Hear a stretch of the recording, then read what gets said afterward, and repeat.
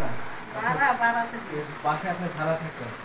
যৌথ বাহিনীর আজকে একটা অভিযান হয়েছে আপনার বাসায়, এবং অভিযানের পরিপ্রেক্ষিতে আপনার বাসার কিছু দেশীয় ধারালো অস্ত্র, যেগুলো আপনি বলতেছেন আপনার হয়তো পারিবারিক কাজে আপনি ব্যবহার করেন, এবং একটি লাইসেন্সবিহীন তাইওয়ানের একটি পিস্তল আপনার বাসায় তার এই পিস্তল পাওয়া গিয়েছে।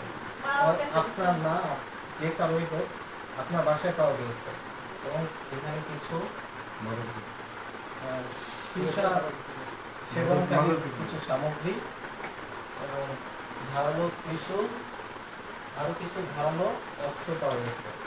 এগুলোর মধ্যে কোনো কিছু কি আপনার বাসার বাহিরে অন্য জায়গা থেকে আমরা নিয়ে এসেছি, যে আপনার সম্মুখে এগুলো উদ্ধার হয়েছে? এ ব্যাপারে আপনি কি সম্মত প্রকাশ করেন? আচ্ছা, এর বাইরেও আপনার বাসায় কিছু ভারতীয় রুপি এবং একটি ভারতীয় নাগরিকের ন্যাশনাল আইডি কার্ড পাওয়া গেছে, সত্য?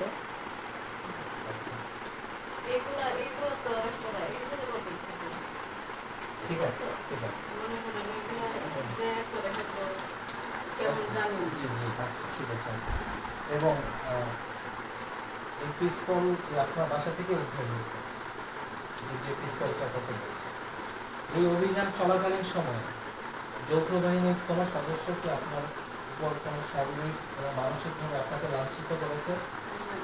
এবং আপনার বাসায় গচ্ছিত যে স্বর্ণ মুদ্রা এবং অর্থ যাচ্ছিল, সেটা কি আপনি সঠিকভাবে বুঝাই পাইছেন? আপনার বাসায়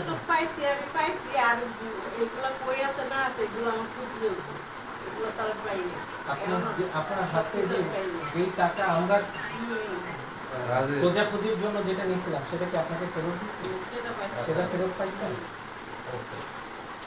এই মুহূর্তে অভিযান শেষে আপনার কাছে আপনার বাড়ি হতে একটা অবৈধ লাইসেন্সবিহীন অস্ত্র উদ্ধার হয়েছে, যেটা আপনার কাছ থেকে এটা পাওয়া কাম্য না, এবং এটা একটি পরবর্তী আইনি প্রক্রিয়া আছে।